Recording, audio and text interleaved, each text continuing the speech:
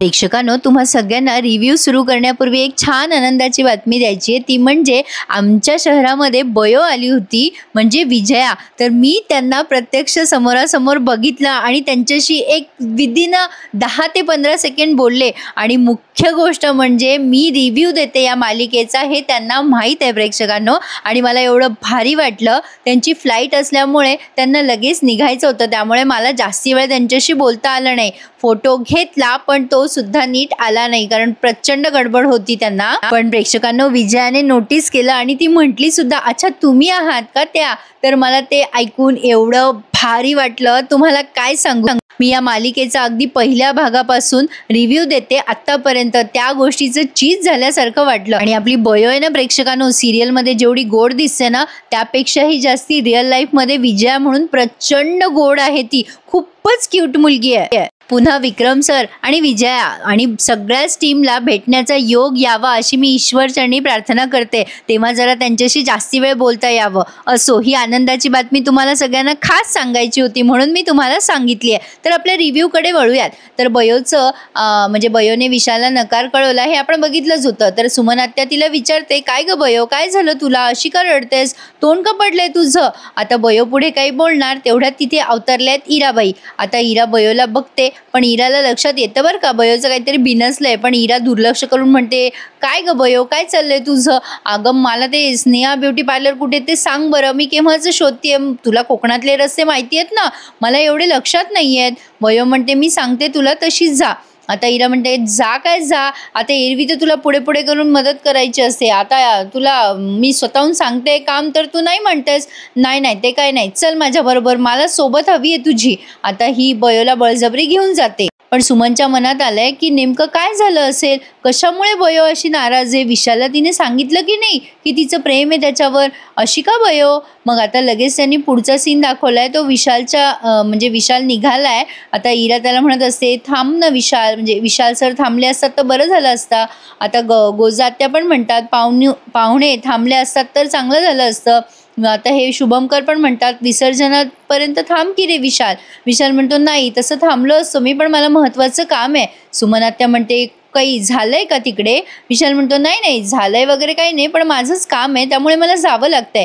हे कोकणातले दिवस मी कधीच विसरणार नाही, कायम माझ्या स्मरणात राहतील असं तो सगळ्यांना सांगतो। गोजात्या आता असं हसतात शुभमकरांकडे बघून। असो, तर आता सुमनला खटकते हे सगळं, विशाल का निघालाय पटकन, बयो पण काही बोलत नाहीये, काय झालं असेल? विशाल आता बसलाय रिक्षामध्ये, शुभमकर त्याला म्हणतात, पोहोचलास की कॉल कर रे। विशाल म्हणतो, हो हो करतो हं। विशाल सांगतो पण त्यांना, आता निघालो तर रात्रीपर्यंत पोहोचेल वगैरे वगैरे। आता तो बिचारा बसलाय रिक्षामध्ये आणि बयो आता रडतीये त्याला बघून, पण आता रडून काय उपयोग, तिने होकार दिला असता तर आता रडायची वेळ नसती आली, पण काय करणार, तिची पण मजबुरी आहे। आता लगेच पुढच्या सीन मध्ये त्यांनी विसर्जन दाखवलंय बाप्पाचं। शुभमकर गणपती बाप्पाला असे नमस्कार करताना दाखवलेत।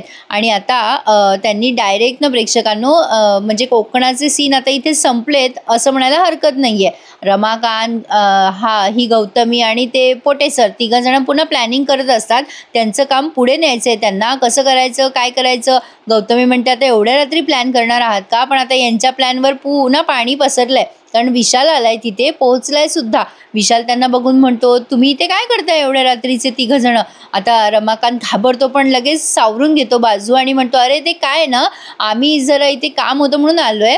आता पोटे सर म्हणतात, विशाल सर तुम्ही अचानक इथे? रमाकांत म्हणतो, हो विशाल तुम्ही आलात आणि बाकीचे कुठे आहेत सगळे? आता विशाल म्हणतो, नाही नाही बाकीचे नाही आलेत सगळे, मला जरा काम होतं म्हणून मीच आलोय, ठीक आहे मला माझी कामं आहेत। आता तो असं म्हणून तिथून निघून जातो। पण आता या तिघांची बंबेरी उडाली आहे, कारण त्यांना जे काम करायचं होतं ते काम काही झालेलं नाहीये। ते बनावट औषधं वगैरे आहेत ना, ते त्यांना सगळे ते दवाखान्यात मिक्सअप करायचे असतात, ते काही काम झालेलं नाहीये।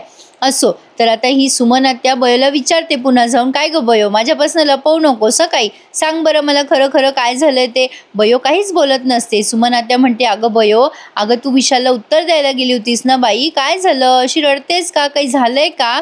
आता बयो म्हणते, आत्या तसं काहीही होणार नाही आता। सुमनला आश्चर्यच वाटतं, अशी का बोलते ही? आता खरं तर प्रेक्षकांना सुमनला माहिती आहे बरं का की इराचं प्रेम आहे म्हणून विशालवर, पण आता सुमनने ते लपवलेलं आहे या बयोपासून, पण बयोला नेमकं कळलं कळलंच. आता गोजा आत्या येऊन ओरडते बयोवर आणि म्हणते, काय ग बयो, विसरतेस काय मोलकरणीची पोरगी आहेस म्हणून? सकाळी यांना बांधाबांध करायची आहे सामानाची, उशीर होतोय, चल मला मदत कर सामान बांधायला. बयो म्हणते, हो इलय. असं म्हणून ती गोजा आत्याच्या मागे मागे निघून जाते आणि सुमनचं तिचं बोलणं राहून जातं. मग आता सुमन विचारच करते की काय झालंय. इकडे बिचारा विशाल एवढा थकून गेलेला असतो प्रवासामुळे की रात्री त्याचा डोळा कधी लागला दवाखान्यात ते त्यालाच कळलं नाहीये. खरं तर विशाल घरी का नसेल गेला, दवाखान्यात का आला असेल हा प्रश्न पडलाय मला. असो, पण आता तिथे आपले हे राजाराम काका आलेत आणि विशालला उठवतात ते. विशाल सर, अहो इथे का झोपलात तुम्ही, काय झालं? विशाल म्हणतो, अरे माझा डोळा लागला होता जरा. बरं ठीक आहे मी आलोच. आता तो फ्रेश व्हायला निघून जातो. आता तो सांगतो राजाराम काका, सकाळ झाली आहे विशाल सर, उठा आता. विशाल आता उठतो आणि त्याचं आवरायला निघून जातो. आता विशाल खूप डिस्टर्ब आहे. प्रेक्षकांनो, पुढच्या सीनमध्ये आपण बघणार आहोत की विशाल लगेच कामाला पण झुंपलाय, म्हणजे लागलाय कामाला तो. आता हे राजाराम काका विचार करतात, काय झालंय विशाल सरांना, असे विचित्र का वाटतायत, काही बिघडलंय का यांचं? मग आता गौतमी इकडे फोनवर बोलताना दिसते. ती इराशीच बोलते फोनवर, इरा बेटा लवकर ये, आम्ही वाट बघतोय, आणि फोन ठेवून देते. फोन ठेवल्यावर गौतमी विचार करते, इरा आजकाल जरा वेगळीच वागतेय, कसं वागावं ना तिच्याशी तर कळतच नाहीये. रमाकांत म्हणतो, काय सांगता वहिनीनू, अहो इरा तुमचाच चेडू असे ना, तुमच्यासारखाच वागणार, असं तो जरा दबक्या आवाजात बोलतो. गौतमी त्याच्याकडे रागाने बघते आणि लगेच विषयांतर करून म्हणतो, अरे वहिनी बयोचं आपल्याला काहीतरी करावंच लागेल ना. मग लगेच ही गौतमी म्हणते, अहो भाऊजी, वाघाला जेव्हा झडप घ्यायची असते ना तेव्हा वाघ 2 पावलं मागे येत असतो. मग हा रमाकांत म्हणतो, म्हणजे? गौतमी म्हणते, कळेल लगेच कळेल तुम्हाला. मग आता हे घरी येत आहेत सगळेजण, गाडीमध्ये सगळे आहेत आणि राजाराम काकांनी फोन केलाय बयोला की अगं इथे ना काहीच घडलेलं नाहीये, मी त्या तिघांवर बरोबर लक्ष ठेवून होतो पण त्या तिघांनी काही हालचालच केली नाहीये. म्हणजे ते असे शांत का होते ते मला पण नाही कळलं, पण बयो काहीतरी गडबड दिसते मला, त्यांनी ना पुढे काही हालचालच केली नाहीये. आता बयो म्हणते, ठीक आहे विशाल सर पोहोचले का तिकडे? आता इरा लगेच जागी होते तिच्या या बोलण्यामुळे आणि सुमन पण बघते तिच्याकडे. आता हे राजाराम काका म्हणतात, हो पोहोचले, त्यांची तर काहीतरी वेगळीच तऱ्हा आहे, सकाळी उठले, चहा पण पिला नाही आणि कामाला पण लागले. काय सांगू तुम्हाला, अहो काहीतरी बिनसल्यासारखं वागतायत ते. आता बयोला ते कळलंय पण बयो त्यांना काही म्हणत नाही आणि म्हणते, बरं ठीक आहे मी फोन ठेवते आता, उद्या बोलूयात. असं म्हणून तिने फोन ठेवलाय, पण तिला आता विशालची खूप काळजी वाटतेय. तर आता विशाल दवाखान्यात असतो आणि काहीतरी कोणीतरी त्या नर्स आल्यात मागून आणि त्याला वाटतं बयो झाली आहे. तो म्हणतो, अगं सरस्वती हे, आणि एकदम चुप बसतो. आता त्याला जिथे तिथे सरस्वती म्हणायची सवय लागली आणि अचानक ती गायब झाली आहे म्हटल्यावरती त्याला वाईट वाटणारच. पण आता त्याच्या लक्षात आलंय, तो मनाशी विचार करतो की काहीतरी कारण आहे ज्यामुळे सरस्वतीने मला नाही म्हटलंय. मला तिच्या डोळ्यात काहीतरी वेगळं दिसत होतं पण ती बोलत काहीतरी वेगळी होती. नाही, मला ते कारण शोधायलाच हवं. का मला सरस्वतीने नकार दिला असेल? तिचं माझ्यावर खूप प्रेम आहे हे मला माहिती आहे, ती खूप मनापासून प्रेम करते माझ्यावर. तेवढ्यात पोटे सर येतात आणि विशालची तंद्री तुटते. पोटे सर म्हणतात, काय मग विशाल सर, तुम्ही अचानक आलात, काही सांगितलं नाही, काही नाही? नाही म्हणजे तातडीने आलायस तू इकडे? आम्ही होतो की सगळे इकडे लक्ष ठेवायला. मग विशाल म्हणतो, नाही माझं वैयक्तिक काम होतं म्हणून आलो मी जरा तातडीने. एवढंच बोलतो तो आणि तिथून निघून जातो. पण आता या पोटे सरांची जरा धांदल उडाली आहे, कारण त्यांना जे करायचंय ते करता येणार नाहीये विशाल आल्यामुळे. असो, आता हे सगळे प्रवासावरून दमून थकून आलेले आहेत, सगळेजण खाली बसलेत. आता आल्या रमाकांत विचारतो, गावाकडे सगळे कसे आहेत, माझी आऊस कशी आहे? मग हे सांगतात शुभमकर, तुझी आऊस तर बरी आहे, पण काय रे रमाकांत, त्या घनाकडून गोट्याकडून पैसे घेतलेस म्हणे तू, त्यांना फसवलंयस म्हणे व्यवहारात. आता रमाकांत म्हणतो, छे, अरे दादा जाऊ दे, तू कुठे लक्ष देतो त्यांच्याकडे, त्यांना सवयच असं बोलायची. शुभमकर म्हणतात, अरे पण ते सांगत होते की तू पैसे घेतले, फसवलं. रमाकांत म्हणतो, अरे दादा कुठे लक्ष देतो त्यांच्याकडे, ते काही पण बोलतात, तसं काही नाही आहे. आता तेवढ्यात ही सुमन म्हणते, दादा पाणी आणते मी. आता हे आल्या सांगत असतात की खड्डे खूप होते रस्त्यात वगैरे वगैरे. गौतमी लगेच पाणी घेऊन येते. शुभमकर तिला आवाजच देणार असतात, गौतमी पाणी आण ग. पण मनाने गौतमीने पाणी आणल्यावर शुभमकरांना नवलच वाटलंय.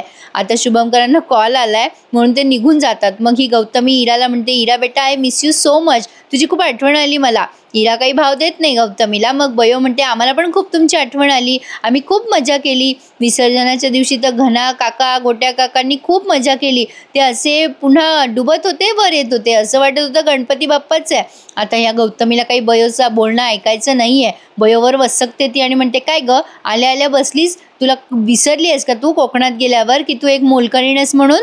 या घरात तर तू मोलकरीणच आहेस, चल लाग कामाला. आता उगाचच बयोला उठून दिलंय आणि इराशी बोलायला जाते. इरा बेटा कसा होता तुझा प्रवास, तुला बरं आहे ना? आता इरा म्हणते मम्मा मला तुझ्याशी बोलायचं नाही हा. तुला जेव्हा मदत मागते मी तेव्हा तुझं काहीतरी तिसरंच चालू असतं. तुला मी म्हटलं होतं की ती ब्युटी पार्लर कुठे आहे मला सांग, तू सांगितलं का मला? गौतमी म्हणते अगं असं काय करते, सांगितलं ना मी तुला. आता इरा म्हणते मम्मा तुला ना प्लीज म्हणजे मला तुझ्याशी बोलायची इच्छाच नाही आहे, तू आता काही बोलूच नको माझ्याशी. आता इरा उगाचच ह्यानं त्या कारणावरनं गौतमीवर राग काढते आणि निघून जाते. गौतमी विचार करते या इराच्या रागाचं काहीतरी करावंच लागणार आहे, उगाचच चिडचिड करायला लागली आहे हल्ली ती. तर आता बयो गेली आहे बाहेरचं सामान काढायला गाडीमधलं, तेव्हा आरव तिच्या मदतीला जातो. पण आता ती एकटी असल्यावर सुमन लगेच तिला गाठते आणि संधी साधून विचारतेच, काय ग बयो काय झालंय, तू गप्प गप्प काय आहेस, काय झालं, तू मला काही सांगत नाही आहेस, विशाल काही बोलला का, तू काही त्याला बोलली का?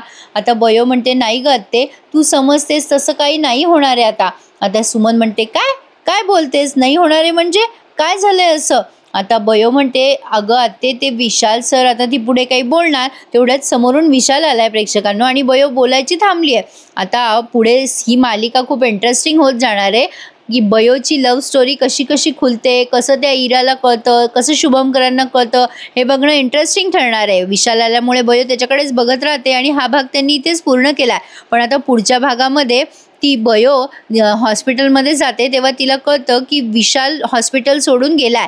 त्याचं झालंय असं की विशाल आलाय बयोला भेटायला आणि तो बयोला विचारतो की तू मला कारण सांग, तू मला का नकार दिलास, तू जोवर सांगत नाहीस तोवर मी इथून जाणार नाही. बयो त्याला रिक्वेस्ट करत असते तुम्ही जा इथून, कोणी ऐकलं तर काय होईल. पण आता गौतमी या दोघांचं बोलणं ऐकते असं त्यांनी दाखवलंय आणि राजाराम काका बयोला सांगतात की विशाल सर आता हॉस्पिटलमधून जाणार आहेत. सगळीकडे चर्चा रंगली आहे त्यामुळे बयोला आले टेन्शन. काय वाटतं तुम्हाला, बयो सांगेल का विशालला तिच्या मनातलं खरं कारण? प्रेक्षकांनो आपल्या कामाचं फळ मिळाल्यावर किती छान वाटतं ना, अगदी तसंच फील झालं मला बयोच्या या कलाकारांना भेटले तेव्हा. तर तुम्हाला आजचा भाग कसा वाटला कमेंट करून सांगा आणि हो आपल्या चॅनलला प्लीज लाईक शेअर आणि सबस्क्राईब करायला विसरत जाऊ नका हो. धन्यवाद.